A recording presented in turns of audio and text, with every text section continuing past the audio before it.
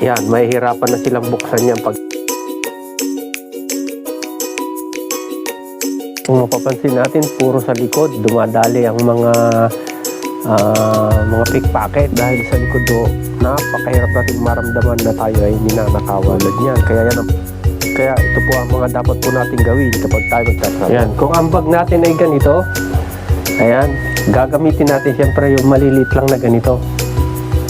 Ayan, maliliit lang na ganito, tapos dito natin lalagay sa dalawang zipper.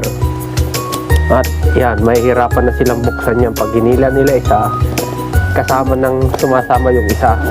Kung ang bag naman natin ay tipong ganito, backpack, yan, tipong ganito, lagi nating dala-dala pag nagtatravel tayo, ito ang gamitin natin. O mas maliit pa dito, mas malaki, may roskas pa rin dyan, diba?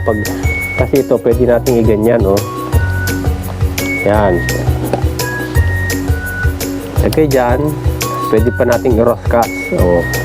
Pag hinila yung isa, sasama rin yung isa. Safe na safe po yan kahit sa kayo magpunta. At syempre pag nakita yan ng mga magnanakaw, hindi na kayo buupan. Baka hindi na kayo piliin sa nakawan dahil alam nila na mahirap alisin yan. Okay?